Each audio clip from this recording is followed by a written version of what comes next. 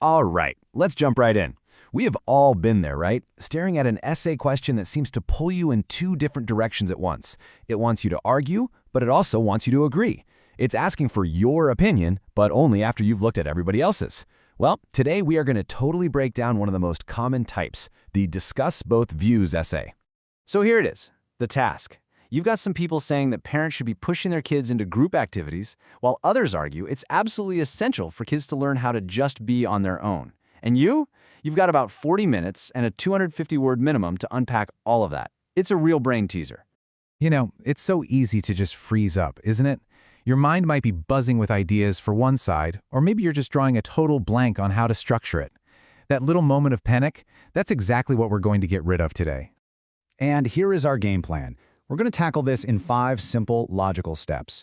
First, we'll figure out what the question is really asking. Then, we'll explore both sides of the coin. After that, we'll figure out how to shape your own unique view. And finally, we'll put it all together into a rock-solid response. Sound good? Let's do it. Okay, first things first. Before you even think about writing, you have to become a bit of a detective.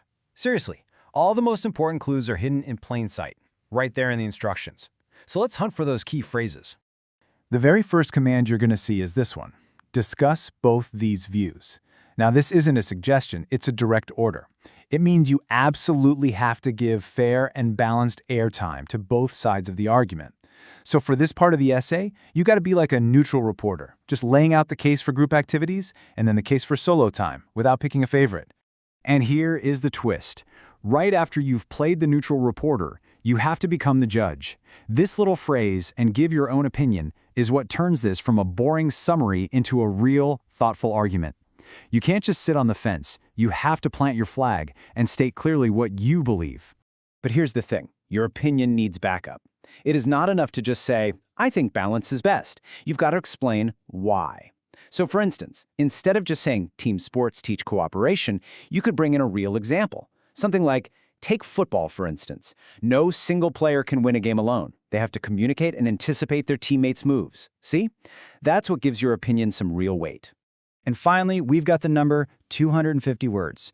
Look, don't let that intimidate you. Think of it less as a strict rule and more as a hint. It's basically the prompt telling you, hey, you need to dig a little deeper here. It just pushes you to develop your ideas beyond 1 or 2 simple sentences. Okay, let's move on and start building this thing out. We're going to put on our pro-group activity hat and just brainstorm some ideas for that side of the argument. All right, so why are organized group activities so important? Well, they're basically a practice run for the real world. You're learning teamwork, you're practicing communication, you're figuring out how to work toward a shared goal. I mean, think about any sports team or a school club. They teach discipline, and they're just massive for social development. So how do you actually drop this into your essay? A sentence like this is the perfect starting point for one of your main paragraphs. You could lead with it, one significant perspective is that learning to cooperate effectively in a team is a vital skill for future success. And then you'd spend the rest of that paragraph backing it up with examples, maybe from your own experience at work or in school, to really show how those skills are built. So we've just built a really strong case for that first viewpoint. But remember, the prompt demands balance. So now we have to flip the coin and give the exact same treatment to the other side of the argument, the power of being alone. Think about it. What happens when a child just has unstructured free time? That's where imagination can really run wild. They have to invent their own games, solve their own boredom, and that process fosters incredible creativity, independence, and a real sense of self-reliance. You know, like a kid building an entire spaceship out of cardboard boxes. That kind of magic only happens when they're left to their own devices.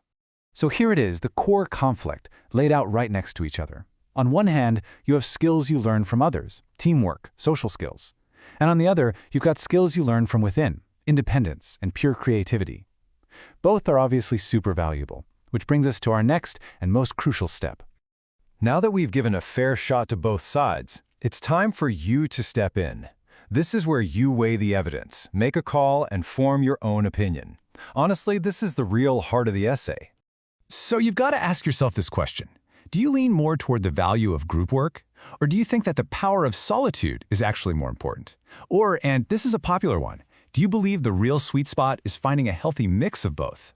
And here's the best part. There is no single right answer. The person reading your essay isn't looking for their own opinion, they're looking for a well-defended one. You could totally argue, while group activities are valuable, it's the ability to be alone that truly builds creativity, making it more important. Or you could go for a balance. The best approach is a balanced one, where group time and solo time work together to create a well-rounded person. The position itself doesn't matter nearly as much as the clarity and the support you give it. Okay, we have all our ingredients, we understand the task, we have arguments for both sides, and we've even formed our own opinion. Now let's put it all together into a simple but super effective structure. This 4-paragraph structure you see here is a bulletproof way to ace this essay. Let's walk through it real bright. First up, your introduction. You briefly mention the two views, and then you clearly state your position. Next, body paragraph 1. This is where you discuss that first view about group activities, using your brainstormed points.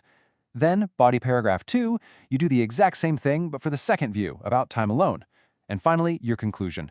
No new ideas here, just summarize your main points and restate your own opinion, but this time with more confidence. It's clean, it's comprehensive, and it ticks every single box the prompt asks for. And please remember, as you're writing those body paragraphs, that's your chance to really use those ideas we brainstormed earlier.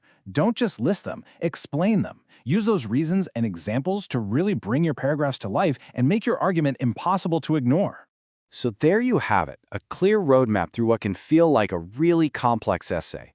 But, this whole topic leaves us with a bigger question, one that applies to all of us. In our own busy lives, how do we find that perfect balance between engaging with our community and just recharging in our own personal space? Now that's a question worth thinking about long after the 40 minutes are up.